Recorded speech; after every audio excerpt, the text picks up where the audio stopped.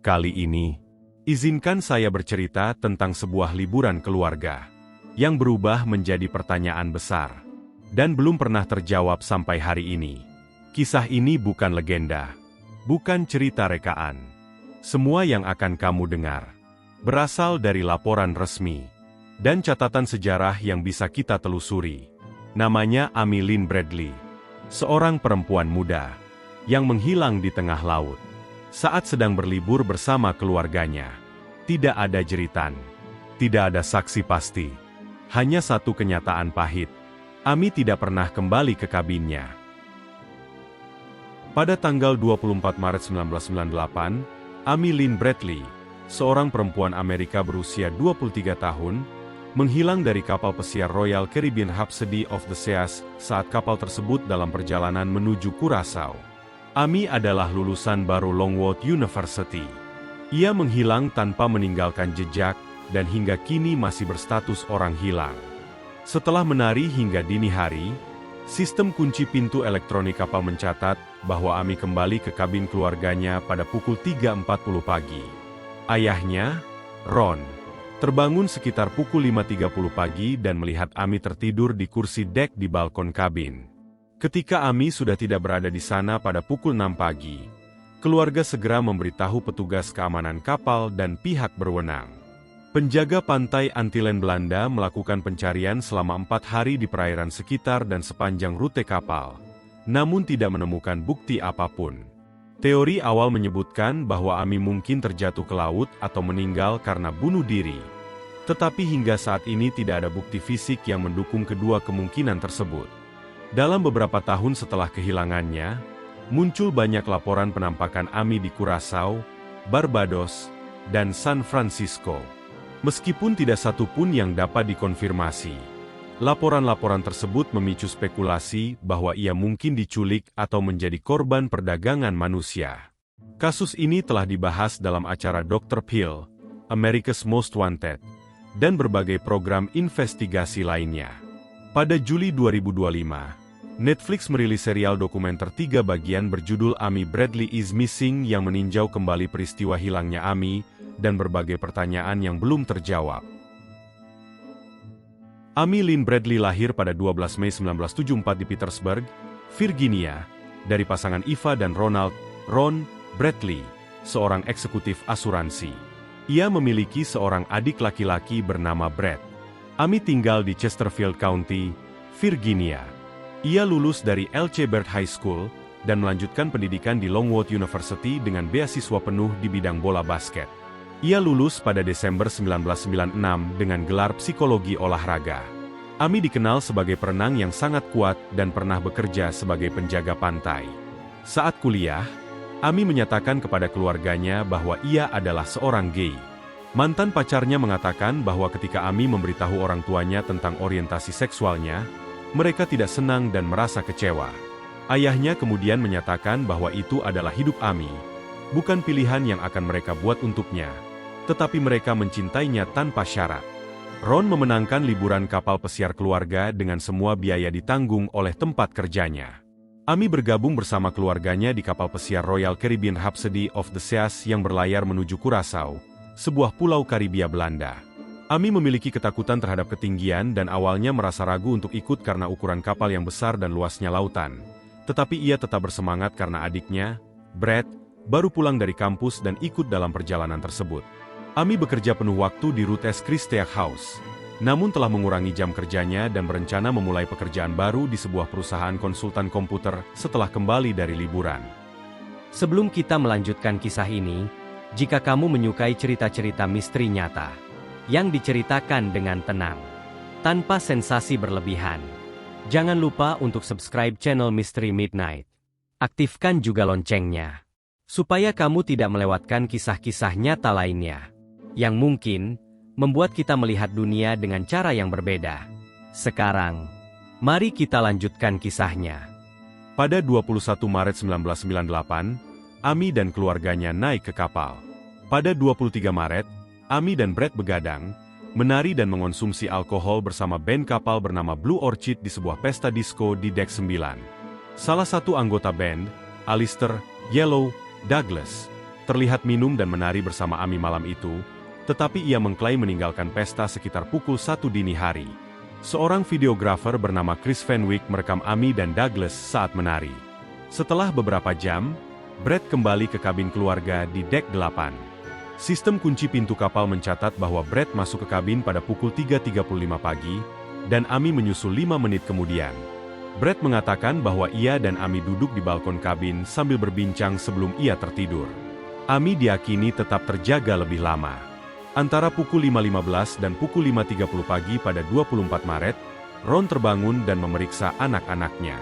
Ia melihat Amy tertidur di kursi santai di balkon kabin mereka.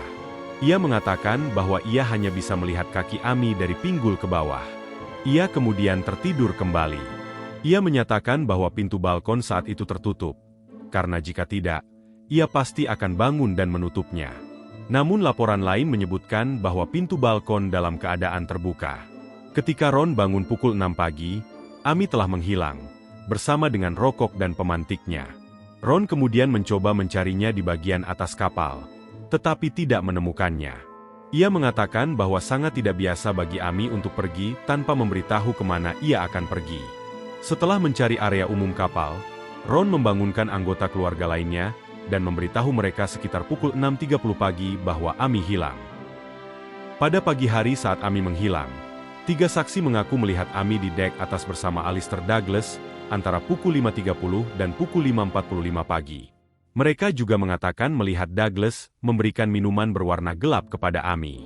Para saksi menyatakan bahwa Amy dan Douglas tiba di dek atas dengan lift pada waktu yang sama, dan Douglas kemudian terlihat meninggalkan dek tersebut sendirian tak lama setelah pukul 6 pagi. Keluarga Amy segera melaporkan kehilangannya kepada kru kapal dan memohon agar sekitar 2.000 penumpang tidak diizinkan turun, serta agar pengumuman segera dibuat untuk membantu pencarian. Namun staf kapal mengatakan bahwa masih terlalu dini untuk membuat pengumuman ke seluruh kapal. Pengumuman baru dilakukan pada pukul 7.50 pagi, setelah sebagian besar penumpang meninggalkan kapal, dengan isi permintaan agar Amy Bradley datang ke meja petugas kapal. Antara pukul 12.15 hingga pukul 13, kru kapal melakukan pencarian menyeluruh, namun Amy tidak ditemukan. Keterlambatan pencarian ini kemudian dianggap sebagai kesalahan yang mungkin mengurangi peluang menemukan Amy. Brett mengingat bahwa Douglas menghampirinya tidak lama setelah Amy menghilang dan mengatakan bahwa ia turut prihatin atas hilangnya saudari Brett. Saat itu belum ada pengumuman resmi, sehingga waktu percakapan tersebut terasa mencurigakan.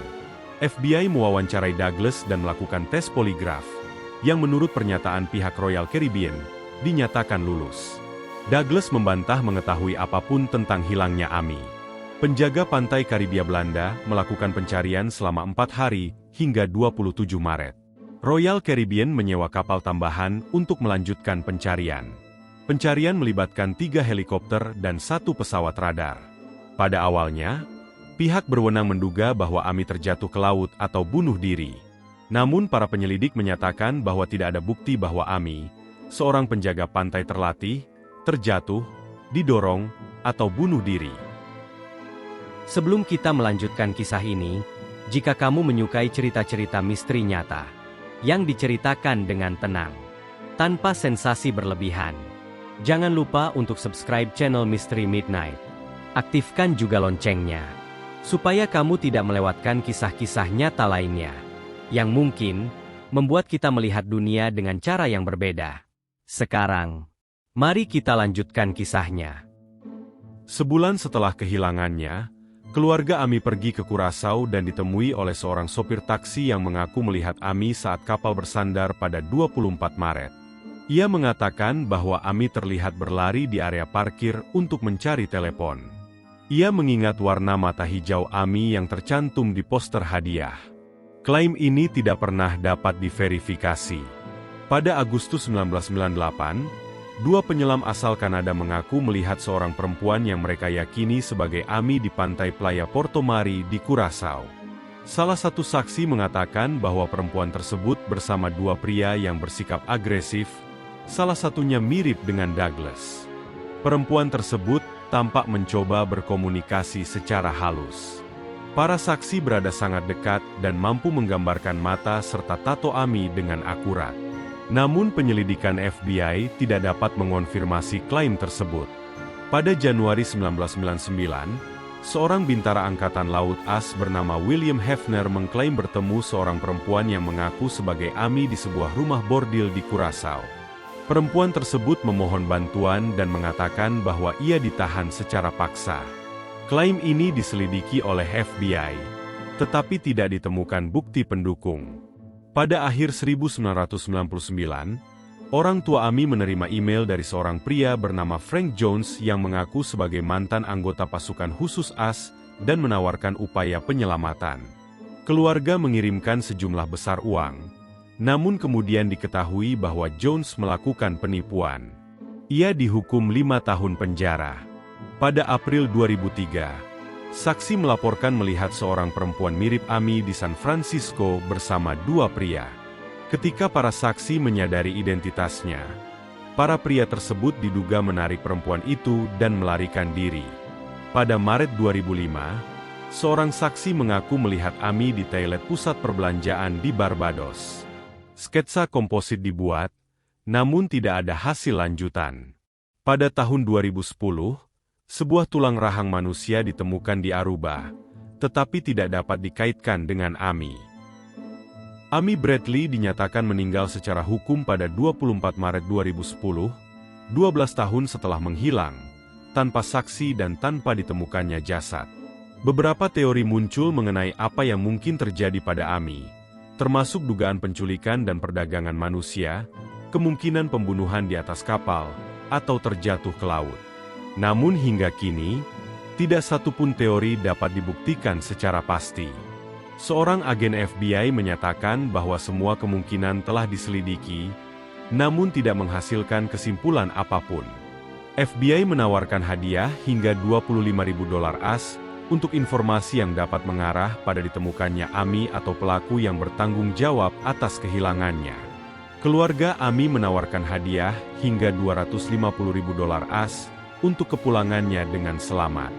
Hingga hari ini, lebih dari 20 tahun berlalu, tidak ada kepastian tentang apa yang sebenarnya terjadi pada Ami Lynn Bradley. Secara hukum, ia telah dinyatakan meninggal. Namun bagi keluarganya, Ami tidak pernah benar-benar pergi, karena selama tidak ada jawaban, harapan tetap hidup. Kisah ini mengingatkan kita bahwa, bahkan di tempat yang terlihat aman, sesuatu yang tak terduga bisa saja terjadi. Terima kasih sudah menonton Misteri Midnight kali ini. Sampai jumpa di cerita berikutnya, ketika malam kembali sunyi dan misteri kembali bercerita.